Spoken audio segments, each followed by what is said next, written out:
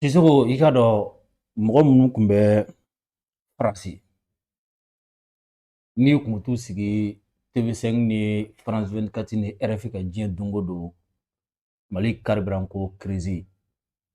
ko Mali bintɔla don a don ta a bɔ ta ka lagosi kɛ ni a ye Siko Ala y'a kanu k'a fɔ ko olu tɛ sa fiyewu fo k'a sɔrɔ u yɛrɛ ma crise de carburant ye u ɲɛ la Sisoko n bɛ ka kuma i fɛ waati min na sisan bi sibiri ka bɛn marisi kalo tile 7 ma Faransi jamana kɔnɔna la a taji sɔngɔ yɛlɛla n'o ye essence ni gasoil Sisoko t'a bɛɛ dɛ Faransɛw fana de bɛ ka taga ni bidon ye station na sisan pénurie ko ɲɛsiranya kama citerne kelen tun bɛ Faransi station minnu bɔ tile kɔnɔ olu dɔw bɛ ka citerne 2 3 jigin bi n bɛ ka kuma i fɛ waati min na sisan dɛ bana ko k'a seere bɛ bɔ n bɛna tila k'a élément yira i yɛrɛ la sisan nɔ i bɛ n'a ye ka sababuya kɛ jumɛn kɛlɛ min wulila Iran Israel ani Amérique ni ɲɔgɔn cɛ Sisoko o kɛlɛ kɔlɔlɔ détroit d'Ormuz datuguli kɔlɔlɔ yanni a ka se kalo kelen ma a kɔlɔlɔ ka fan wɛrɛ sɔrɔ maliyɛn minnu tun bɛ ka tɛgɛrɛ fɔ k'u sigilen to Faransi ko carburant ko gɛlɛya bɛ anw na Ala y'a kanu bɛ ka carburant ko gɛlɛya se olu fana ma i b'a sɔrɔ Ala tɛna bɛn an bɛna olu fana jɔlen taara station na ko n'i bɛ ŋaniya juguya kɔlɔn sen i b'a sen k'a fɛrɛ quoi Sisoko olu de tun bɛ mobilitigi dɔ mɔgɔ sara Bamakɔ yan nɔ quoi ka taxitigiw sara ka moto taxitigiw sara quoi ko olu tɛmɛtɔla ka to ka station filmer dɔrɔn ka video ci olu ma Faransi u b'a publier nin ko in daminɛna Faransi fo bi olu tɛ k'a publier Sisoko mɔgɔ dɔ fana bɛ yen minnu ka jaabi sɔrɔ bi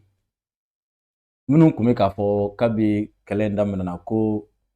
Rusiw ye Iran janfa fɛn min ye Amérique journal dɔ ye n'o ye Washington Post ye ale kɔni bɔra ni a ye ka jalaki ta ka Rusiw sɛgɛrɛ ko n'i y'a ye bi bi in na Iran bɛ ka dadigi kɛ Amérique la ko Rusiw ka duguma baara nɔ b'a la a kuma in o y'a sɔrɔ Amérique présidence n'o ye Maison Blanche a porte-parole la ale ye jaabili kɛ o ye kuma in sara Amérique ministre de la défense fana la n'o ye ka ministre de la guerre ye n'o ye Pete Hegseth ye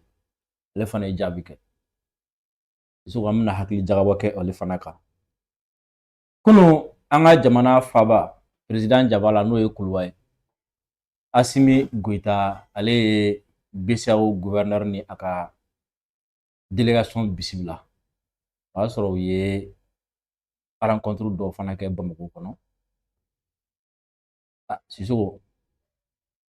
ko Bamakɔ bi nin ko in min tun b'u da e ko a ko ma bɔ a ma maliyɛnw aw denkɛ ni aw balimakɛ don Dirisa Mɛnta aw bisimila aw ka kɛnɛ mandi kan ni o ye Bircom plateau ye kɛnɛ min ni hakili jagabɔ kɛnɛ don n'an bɛ hakili jagabɔ kɛ kow kan wulikajɔw kan minnu bɛ kɛla diɲɛ kɔnɔ an ka jamana kɔnɔ ani fan wɛrɛw fɛ a kɛra a b'an ka jamana kunkan o a t'an ka jamana kunkan ni a nafa walima n'a kɔlɔlɔ bɛ se ka se an ka jamana ma walima n'a bɛ se k'an permettre ka diɲɛ faamu ka diɲɛ taabolo dɔw faamu an bɛ an da don a la yan nɔ ka hakili jagabɔ kɛ a kan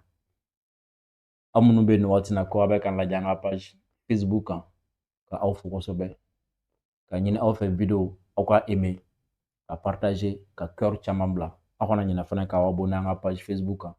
aw minnu fana bɛ yen nin waati na ko aw bɛ k'an lajɛ an ka chaîne YouTube kan Dirisa Mɛmɛnta a ye continuer aw ka video ka aimer a ye continuer aw ka partager et surtout a ye continuer k'aw abonner an ka chaîne YouTube la aw abonnelen kɔ an ka chaîne YouTube la a ye fɛɛrɛ kɛ k'aw ka cloche de notification activer o b'a to n'a ye video kɛ YouTube kan a b'a sɔrɔ sous forme de notification k'a sɔrɔ aw ma recherche ban kɛ n b'a fɔ aw ye ni a b'an ka video lajɛ k'a lajɛ an yɛrɛ ka chaîne YouTube kan o de nafa bɛ se an ma a sɔrɔ bɛ se an ma wa an permettre ka musaka sɔrɔ musaka min bɛ a to an bɛ continuer ka recherche kɛ an bɛ continuer ka video ka qualité améliorer wa be continuer fana ka se ka contenu ɲɛnamaw di aw ma parce que n y'o de fɔ yan an bɛ baara kɛ ni minɛnw fɛn fɛn caméra ni ordinateur n'a lumière n'a courant saraw n'a fɛn bɛɛ an bɛ a bɛɛ lajɛlen sɔrɔ YouTube de sababuya la donc ni a bɛ an ka vidéo lajɛ YouTube kan a bɛ kɛ sababu ye an bɛ continuer ka musaka sɔrɔ n'an continuer ka musaka sɔrɔ aw mago bɛ ka walawalali kɛ cogo min na ni Ala sɔnna ma waati o waati dɔ bɛ fara donc a ye vidéo lajɛ an ka chaîne YouTube ka Dirisa Mɛmɛnta aw ka abonné an ka chaîne na a ka tila ka a partager fana fan bɛɛ lajɛlen fɛ ni Ala sɔnna ma bi n y'o fɔ aw ye sujet saba min ni an bɛ nana an da don a la o ye nin waati in na faransɛw fana bɛ ka girin ka da u ka station kan ka sababuya kɛ ko tajiko gɛlɛya o ɲɛsiranɲɛ kama ko dɔw yɛrɛ bɛ ka taga ni bidɔn ye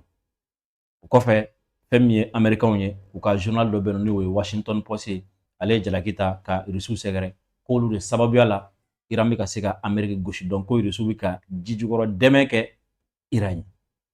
Mali président n'o ye Assimi Goïta ye a fana ye bisimilali kɛ Kuluba fɛn min ye BCEAO gouverneur ye ale ye o bisimila ni Ala sɔnna ma an bɛna an da don fana la bi ka o walawala ka hakili jagabɔ kɛ aw ye a kan o la vidéo halisa a aimé kɔfɛ ka a partager ka foli ni tanu kɛ ka ɲɛsin aw bɛɛ lajɛlen ma Mali kɔnɔ ani Mali kɔ kan n hakili la sunkalo a bɛ ka i sɛnsɛn ka taa an bɛ foli kɛ waati na Yayi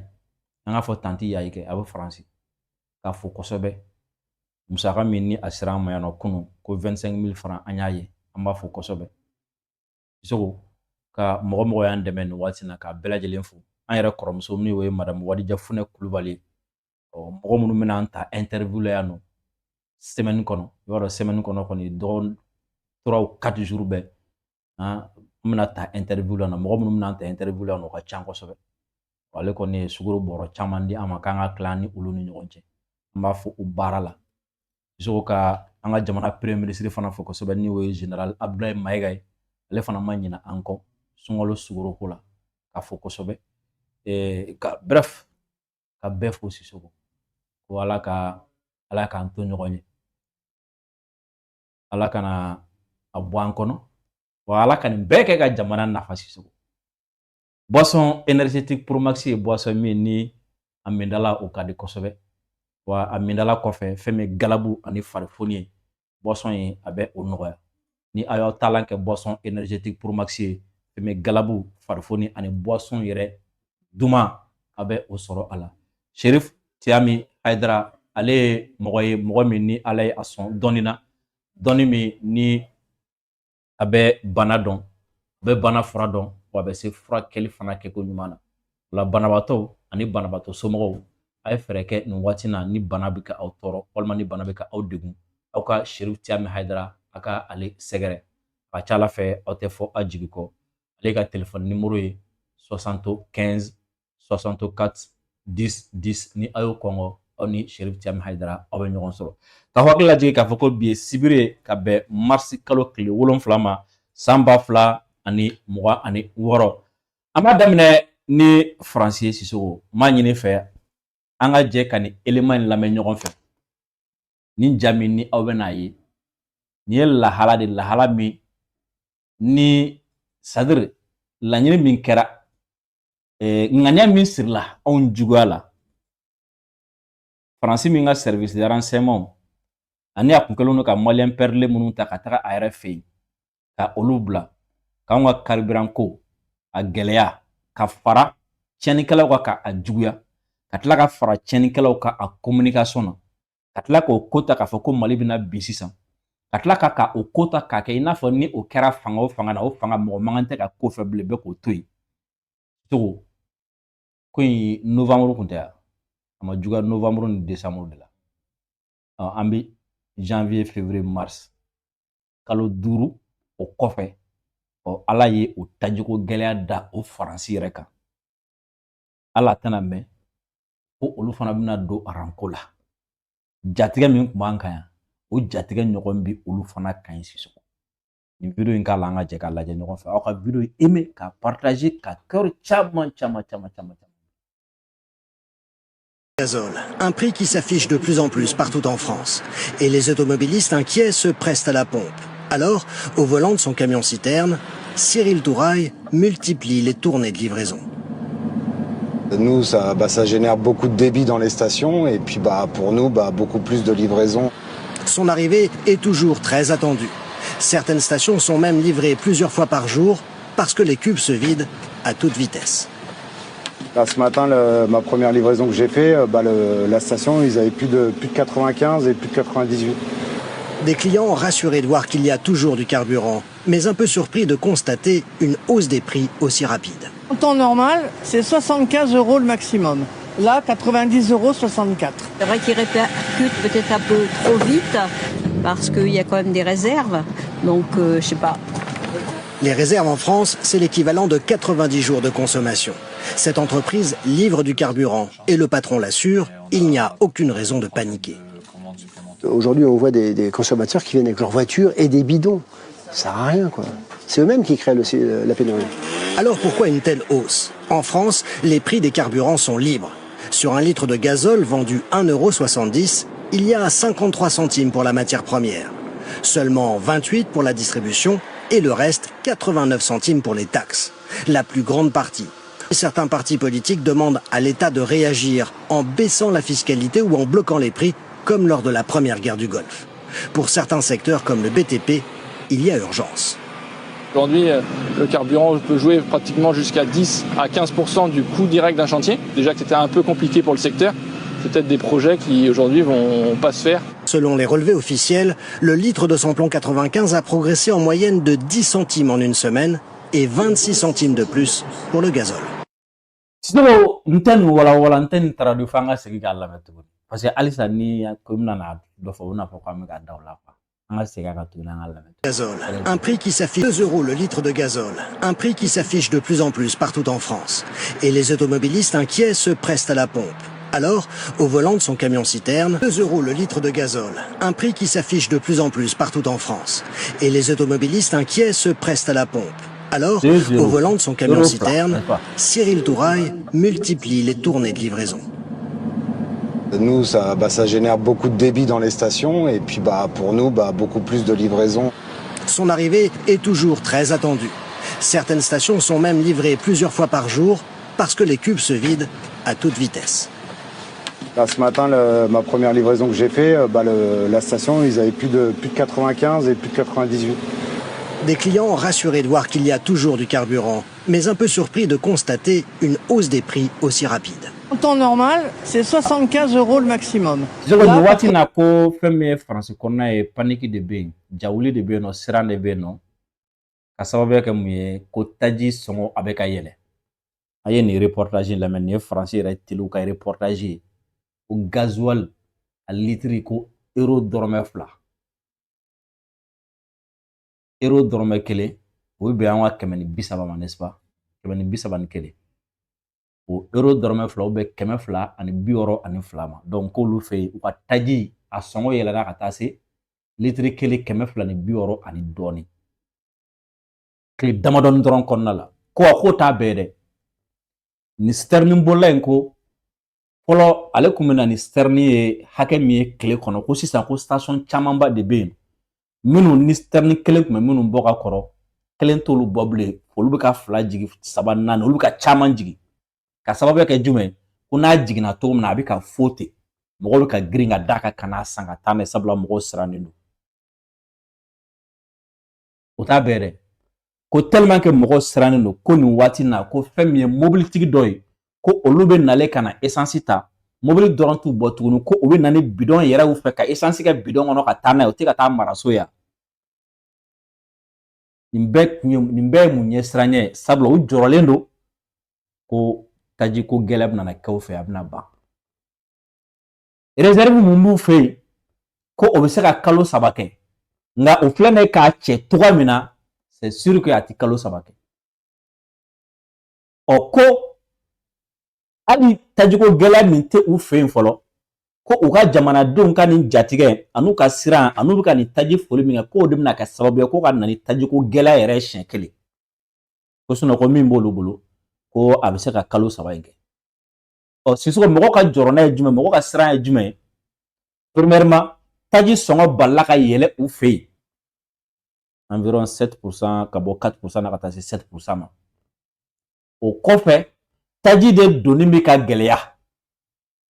ka sababuya kɛ kɛlɛ ɲɛ Sisoko a doni mi ka gɛlɛya réserve mun b'o fɛ n'o bɛ se ka kalo 3 kɛ ni a ko taara nin taacogo la mun de bɛna kɛ bɛɛ tɛ ni kɔngɔ fa ka bila ko nin ye Faransi lahala ye bi Sisoko o kuma dɔw de jaabira a ɲɛjugu kan wa jumɛn de don de u ye duwawu min kɛ u ye danga min kɛ Mali ye u ye danga min don anw ma ka cɛnnikɛlaw dɛmɛni min kɛ anw kan ka tajiko gɛlɛya utiliser min kɛ k'u b'anw ka jamana dafiri ni a ye fo u bɛ taga maliyɛn dɔw ɲini su fara tile kan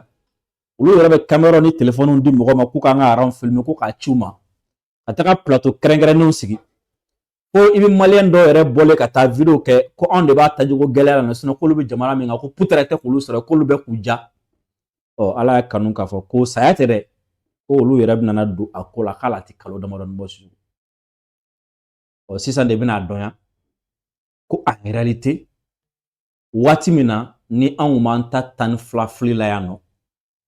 ko communication sugu min tun bɛ ka ta ka anw sɛgɛrɛ ko c'est-à-dire a laɲini de tun ye k'anw ka jamana dafiri o de la anw ta a fɔra fɔcogo la k'a yira cogo la walasa an bɛɛ ja ka tigɛ paniki kana bɔ yen mais i ɲɛ b'a la olu ta a tɛ ka fɔcogo sugu dɔ la a tɛ ka yira cogo sugu dɔ la mun na parce que u t'i fɛ paniki ka na parce que u b'a dɔn k'a fɔ ko jatigɛ ni siran o ka jugu ka tɛmɛ hali tajiko gɛlɛya yɛrɛ kan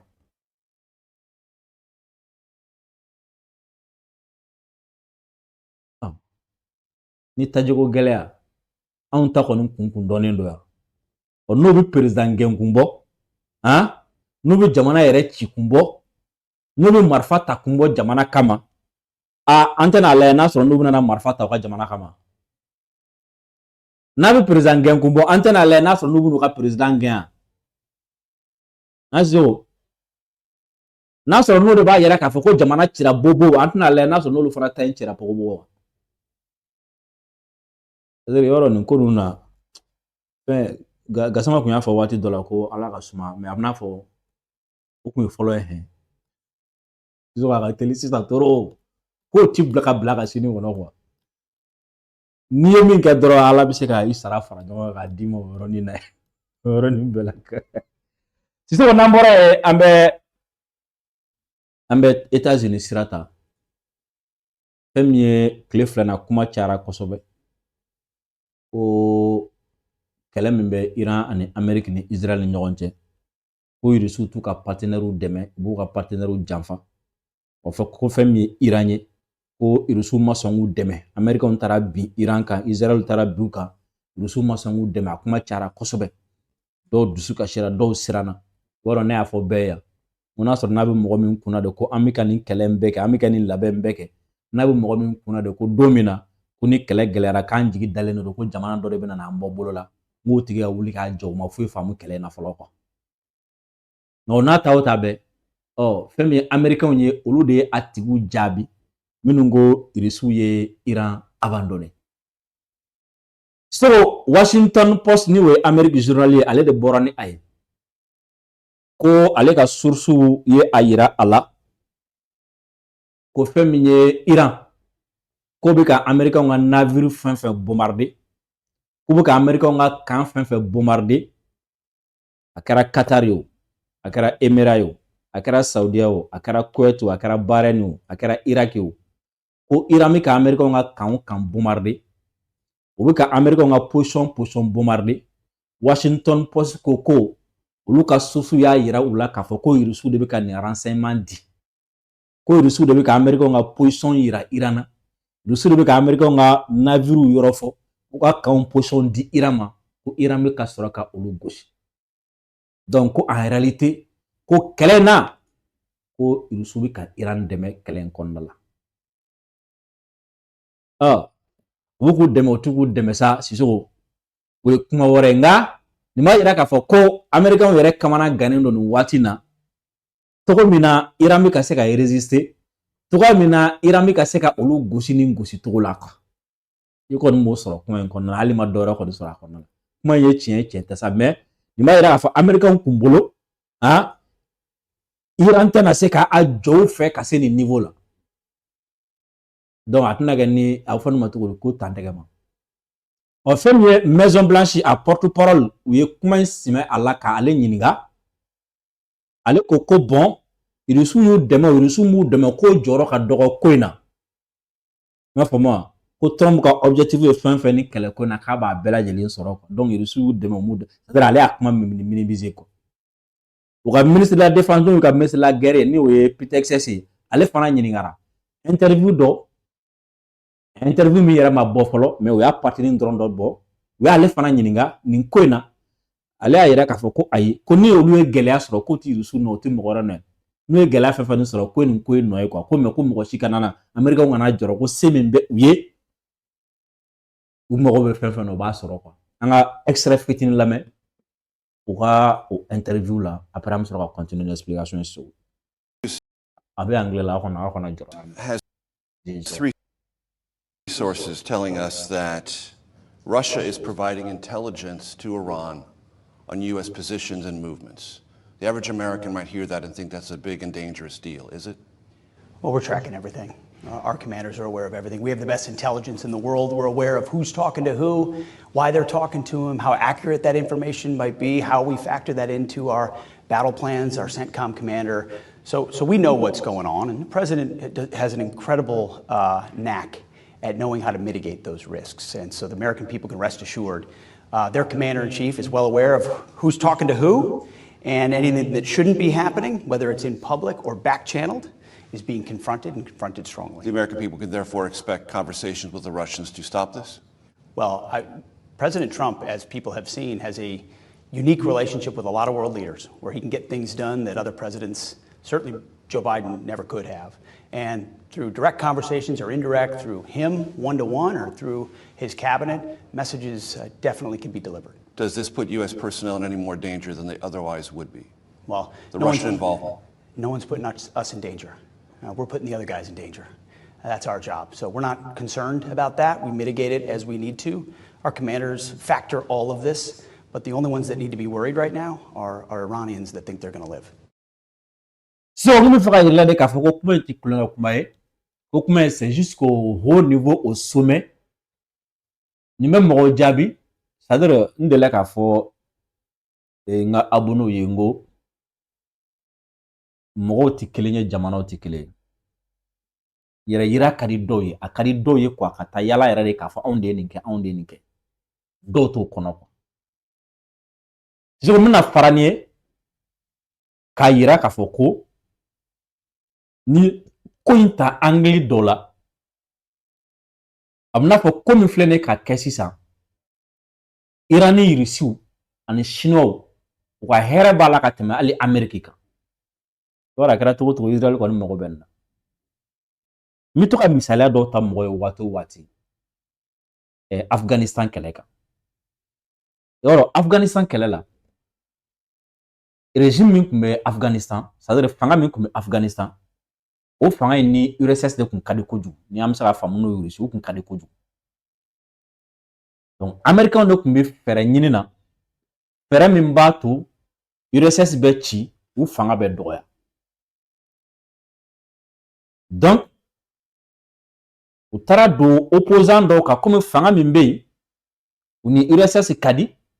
américain tara do opposant kan ni fanga to kan ni dinamo do kan wala saka kele do lawuli kele mi ke sababu ye irusubi marfata kana do Afghanistan kono so ka do America ngal la hini ku jume ni irusubi marfata kana do Afghanistan kono ka fere min ba to irusubi dese ka sebaga ya soro uga soro si sata ka chaya uka nafolo chienta ka chaya fo jembe kuye fo jembe ka tigawla fo jembe ka sirawne alaba o kamana gana degun ka ke sababu ye o irisi yere konna ni URSS yere konna fu yere ka jamana dew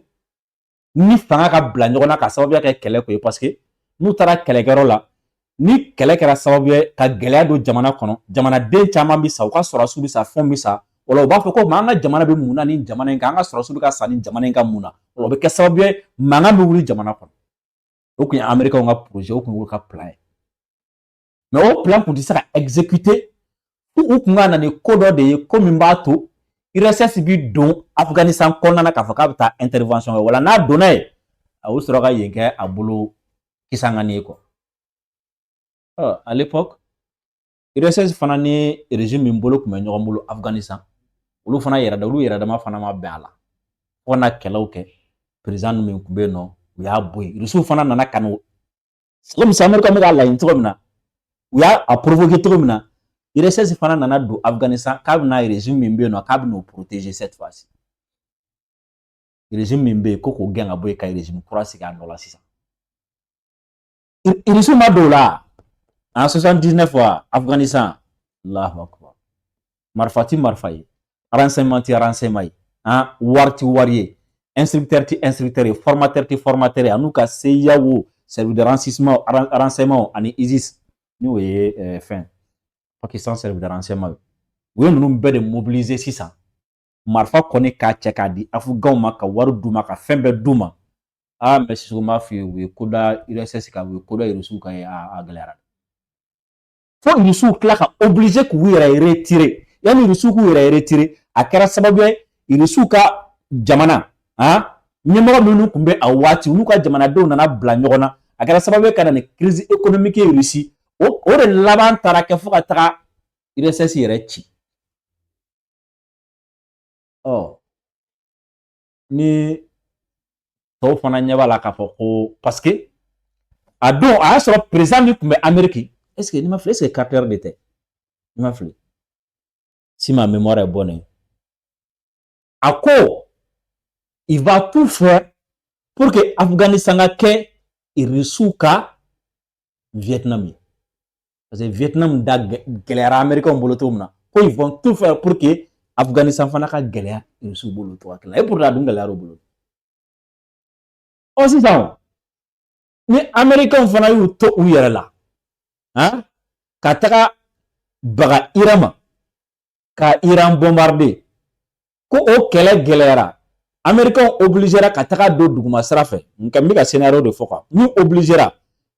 a kɛra u taara don duguma sira fɛ o a kɛra kɛlɛ kɛra sababu ye ka mɔgɔ caman bref kɛlɛ kɔni bɛ kɛ sababu ye Amérique na nafolo dɔ bɔ ka don ni kɛlɛ in dafɛ min ka bon hakili ma parce que kɛlɛ min daminɛ yɛrɛ fɔlɔ heure 4 fɔlɔ miliyari 4 a y'o bɔ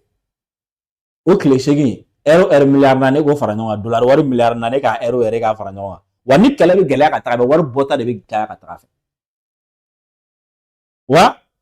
ni kɛlɛ bɛ se ka kɛ sababu ye Iran ka arme nucléaire ko bɛ ɲɛnabɔ Iran b'a yɛrɛ sɔrɔ ka bɔ Amérique tɔɔrɔ ma fo ka taa fɔ min kɛra parce que ni nin kɛlɛ in kɛra ka se niveau dɔ la Iran ka capacité de nuisance ni Amérique ma se ka a tiɲɛ ka bɔ yen ni Israël ma se k'a bɔ yen donc Iran bɛna kɛ sababu ye ka sigi gɛlɛya Amérique bolo Moyen-Orient kɔnɔna na ou bien ka Amérique gɛn ka bɔ yen n'a ye Amérique gɛn ka bɔ yen o kɔlɔlɔ ka jugu ka tɛmɛ fɛn bɛɛ kan n'a ye sigi gɛlɛyaw bolo o fana kɔlɔlɔ ka jugu et si jamais ni Américains fana ko k'u bɛ taga duguma sira fɛ ko ka taga don Iran o ka jugu ka tɛmɛ a bɛɛ kan o kɔni ye sɔrɔdasi bayirikaw de bɛna to a la wa o tɛna se ka sebagaya sɔrɔ a laban bɛna kɛ jumɛn ye Sisoko yɛrɛ ɲini tɛ ni olu y'u yɛrɛ ɲini ka bɔ o sen fɛ olu bɛ se k'a fɔ k'u bɛ fɛn diyagoya Iran kan tuguni o ti Iran kɛlɛ k'a sago sɔrɔ min ka d'a ye o la a b'o de kɛ sa o a tɛ mɔgɔ lamɛn bilen Trump bɛ ka siran o yɔrɔnin de ɲɛ sisan o yɔrɔnin de bɛ k'a kamana gan o yɔrɔnin de bɛ k'a bali sunɔgɔ la sisan n'a bɛ ka fɛɛrɛ bɛɛ tigɛ min b'a to ko in ti taa o niveau la quoi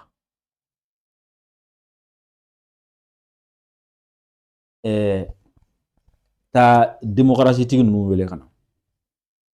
yakili b'a la 2025 kɔnɔna la élection dɔ kɛra Roumanie Macron ninnu ni président caman bɛ yen nɔ u farala ɲɔgɔn kan Union européenne ka taa Roumanie ka élection ka annuler parce que ko candidat min ye élection présidentielle gagné ko réseaux sociaux ye c'est-à-dire ko Rusiw sera ka réseaux sociaux kɛ ko ka élection influencer donc ko président min sigira ko le fait que réseau sera ka élection influencer donc ko ingérence kɛra ni réseaux sociaux de dɛ donc ko ka sigi élection kan Donald Trump ka mandat fɔlɔ tribunal tagaw bɛɛ kɛra o la ko Rusiw ye élection manipuler wa kuma ye Trump tɔrɔ al Trump te fera kuma bi o Amerique président de bisi ko Iran président min kan mo min kan ka Iran nyamo ko sisa ko kuma ti saka kale ko ale ti jano ka kale ko al te principe ko la ni mo mi principe ko la al samba fami do de ko tigere influence ni temenga akoko Venezuela tango to ban parce que wala tara maduro mina ko tay to ko Iran ko fa nyamo ko sigi min kede ko akuma era de mangante ka ke kaso ale date ala ale c'est siglo no principe ko ya siso ngata kulba ngata BCAO gouverneur anana chimina Assimi Goïta fe anga lame comme ko jamana mbina on ni BCAO era nana ka fo ko tienre la ko Mali économie ko ça va ko ko akila ko amna na free yoro kama free akala. Nous avons été reçus ce matin en audience par le président de la transition, chef de l'État, et nous avons donc profité de cette occasion pour faire un peu un point au président de la transition sur l'évolution de l'économie régionale, la situation économique, monétaire et financière au niveau de la région. Et nous avons également saisi cette opportunité pour saluer les performances de l'économie malienne dans un contexte qui n'est pas facile, un contexte difficile. Les indicateurs sont vraiment bien orientés, bien ouverts. La croissance est soutenue, elle est forte, elle est au-dessus de 6%. Le taux d'inflation est pratiquement maîtrisé. C'est une inflation qui tourne autour de 2%. Les comptes extérieurs sont bien orientés également. Vraiment saluer les efforts extrêmement importants qui ont été faits et reconnus également par la communauté bancaire que nous avons également rencontrée hier. Et nous avons également saisi cette opportunité pour faire le point au président de la transition sur l'état d'avancement du processus de construction de notre agence auxiliaire de Mopti. Si vous vous souvenez, l'année dernière, en début d'année, nous avons inauguré la nouvelle agence de la Banque centrale à Caille, donc qui est aujourd'hui totalement opérationnelle et qui fonctionne avec grande satisfaction. Et à cette occasion, je crois qu'il avait été effectivement évoqué donc la poursuite de notre programme de construction d'agences auxiliaires, le déploiement dans d'autres régions. Parce qu'une agence auxiliaire facilite le développement des services financiers, facilite le travail des banques commerciales et des établissements financiers, des microfinances qui sont installés, qui travaillent à travers les banques commerciales. Et donc nous avons avancé sur le processus de construction de l'agence de Mopti. Vous savez, c'est une agence qui existe depuis très longtemps, donc il faut la moderniser. Donc nous avons engagé un processus et nous pensons que les choses vont pouvoir démarrer très rapidement pour permettre à Mopti d'avoir une agence auxiliaire qui soit moderne, qui soit aux normes, qui intègre les dernières innovations en matière de sécurité, en matière énergétique, en matière d'approvisionnement en eau et ainsi de suite.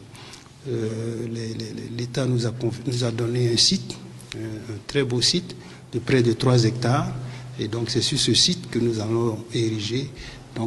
la nouvelle agence de la Banque centrale à Mopti. Et donc c'est un peu ce point que nous avons fait au président de la transition, chef de l'État. Ça va? Vous allez bien, madame? Ouais, Iboussi. Vous allez bien? Ça va, alhamdoulilah. Ah voilà, vraiment nous, on est très contents. On est soudien qui est sur un cabi. Ah ouais. On va quand même profiter de l'image d'autres. Ah ouais. Quand c'est là, c'est mon Ah ouais. Les fans de réseau quand comment tiens le cosme. Je pense que y aura mon yere yayi. Ah ouais. Mon ka comment sera kon kan cosme. Ah ouais. Sarako la mais on ferait une gamine à Sananga kuma Sarako ka. Oui, on y a mais ko milliard chamale be ka tunna barakoro dola. Barakoro minu bika ministère qu'on a. Bon, est-ce que si c'est pas trop demandé, est-ce que vous serez à Niafouin à Kokara Churumena? Parce que mon hobby faut donc. Ambia bini ala sonama andap na makapmana. Awo, ni ala sonama. Mais tu as fait un point ça. Na foré yana ko wartum nani matne ka barara la. Ah. Est-ce que minnu tɛ n dɔn olu bɛ se ka a fɔ mais minnu bɛ yen n'olu bɛ n dɔn hali minnu tɛ n dɔn ni u bɛ tiɲɛ fɛ u b'a dɔn ko o tɛ kɛ ne fɛ n'i ma min faamu i bɛ se ka fɔ cogo min mana nɔgɔya i bolo i bɛ se k'a fɔ ten nka kuma ni jɛɲi o ni tiɲɛ tɛ kelen ye dɛ. mais mɔgɔ dɔw y'a jira k'a fɔ ko wari nin ko a ma tunu e yɛrɛ tile la est ce que o kuma ye tiɲɛ ou bien o ko bɛ cogo di. o y'a sɔrɔ hali ne ma surunya ka se yan. san 2017 2017 oui 2018 2019 2020 2021 ne nana le 15 juin 2021. ça veut dire que vérification ka rapport min o yɛrɛ tɛ e yɛrɛ ka fɛn yɛrɛ ye quoi o tɛ e yɛrɛ ka exercice yɛrɛ Mali foroba ca kɛ cogo don n'i bɔra yen min bɛna fɔ i kɔ e y'a bila yɔrɔ min na o b'a ta yen donc n'u tun y'an ɲininka an tun bɛ se ka a ɲɛ jɛlen f'u ye yan'u ka taa fɔ min di tiɲɛ n'o tɛ an bɛ yan an ma taa yɔrɔ si an bɛ yan an b'a a ɲɛw bɛɛ fana b'an bolo awɔ. c'est que o ko sira nin ko ça va prendre 3 ans san 3 depuis longtemps o de fɔra ko sira min bɛna dilan san 3 mɔgɔ caman bɛ k'a kɛ mankan ye ko pourquoi san 3 ko fɛn tɛ se ka bɔ a la wa mais an bɛ fɛ ka e yɛrɛ ɲininka. n'i ye a jateminɛ k'i bɛ dɔ b'o la jatew de minɛnen don k'a sigi hali an filɛ nin ye ni dingɛ min kɔnɔ e yɛrɛ k'a lajɛ nin baara bɛ yen nin baara bɛ kɛ cɛ joli bɛ nin baara ka bi nin baara min bɛ yen nin bɛ waati joli ta n'o bɔra yen babili mangani caman b'a kɔrɔ e k'a daminɛ an bɔra yɔrɔ min na sisan Mɛnɛkura o pɔnba in o b'a la min sera pɔnba o b'a la n'i taara Bangɔni sirafara la Luna Park kɔfɛ o pɔnba in o b'a la n'i taara Malien de l'automobile la o pɔnba in o b'a la n'i taara Titibugu la Farakɔba o b'a la e k'olu babili bɛɛ hali n'e b'i ka so jɔ n'i y'a béton kɛ jiri bɛ kalo 1 k'a kɔrɔ yɔrɔ moto t'i yɛlɛ o ka kuma ti mobili ma nin babili ninnu n'i ko k'i bɛ ninnu fɛn o fɛn jɔ i ma baara k'a la i dɔgɔyalen kalo damadɔ ye dɛ n'i y'o fara ɲɔgɔn kan ani sira in bonya bɛ cogo min ani sira in na baara min kan ka kɛ baara dɔw bɛ yen nɔ n'olu kɛra i bɛ waati dɔ jɔ walasa a fɛnw bɛɛ ka ɲɔgɔn sɔrɔ ni mobili yɛlɛla ka baasi ka n'a sɔrɔ olu bɛɛ waatiw de jateminɛnen don ka sɔrɔ k'a kɛ minnu bɛ yen nɔ n'olu bɛ ka a musaka bɔ n'an b'a fɔ o ma ko BOAD n'o y'a sɔrɔ ko fili kun b'a la olu tɔn dɔrɔn fɛ yen k'u bɛ farafinna worodugu yanfan bɛɛ la n'o y'a sɔrɔ ko fili b'a la olu tɛna sɔn k'u ka kan di ka u ka wari bɔ ka don a la hali sisan o filɛ nin ye an nɔfɛ olu ka BOAD mais comme lui il comprend pas Bambara sinon olu b'a nɔfɛ yɔrɔ ni défaut b'a la ni fiɲɛ b'a la olu tun tɛna ɲɛfɔ nka ni dugu camancɛ baara don mɔɔw b'a kan bolimafɛnw b'a kan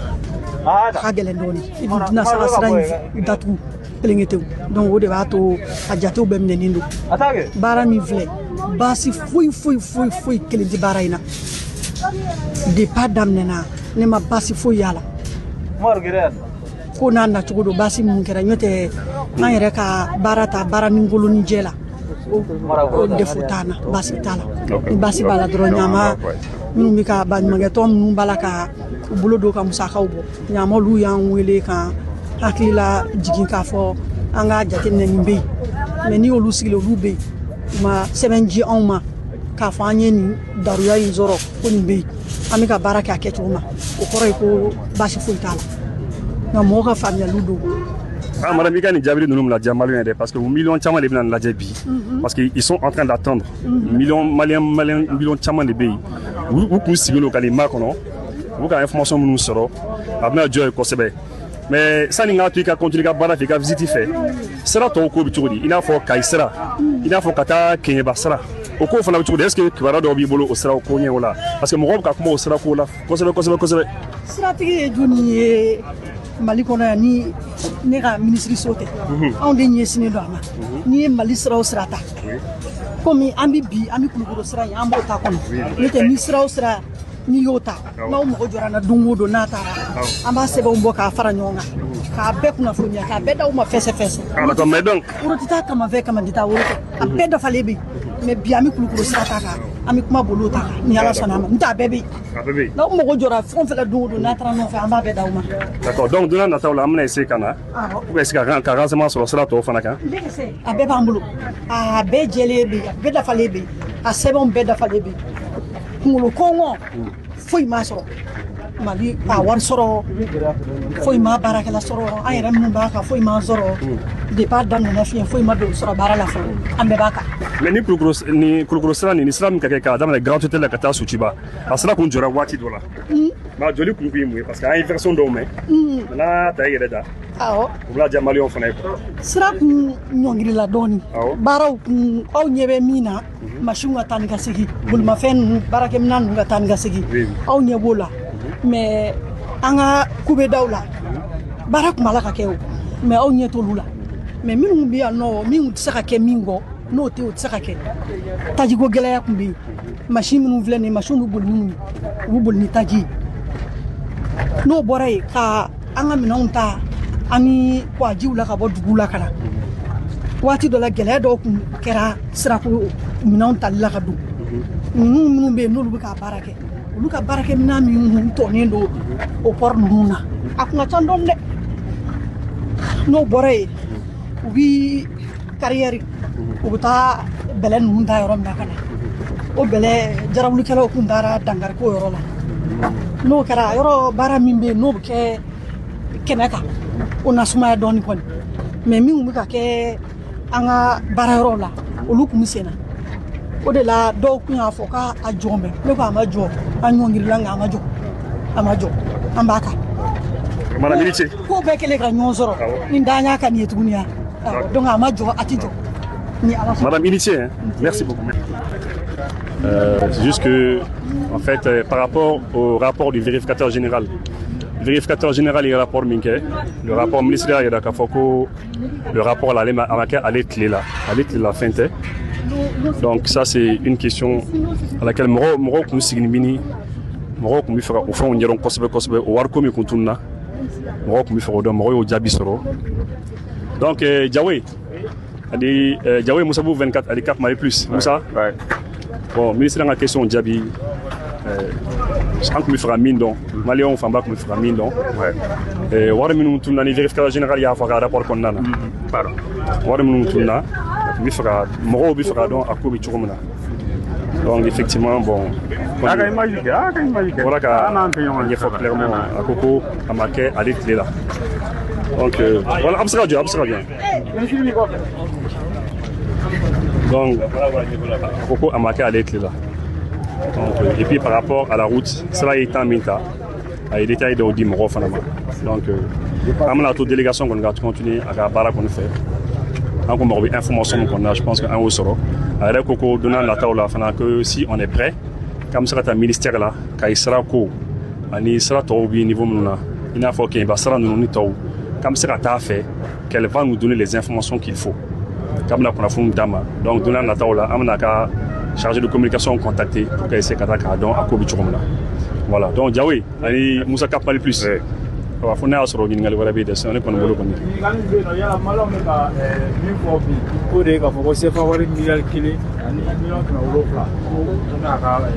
Non, non, à Djabi Kaba. À Djabi à Bora Kouré force ça. Ko o marqué avec clair là quoi. Ko rapport mino, ko vérificateur général ka rapport mino c'est 2017, 2018, 2019, 2020 et 2021. On connaît ça a fort quoi, a fort ça. O marqué avec là et bon et qu'on yoroka jandoni quoi. Sinon a qu'on marqué avec on clé là quoi. Après ko préciser quoi. Et voilà.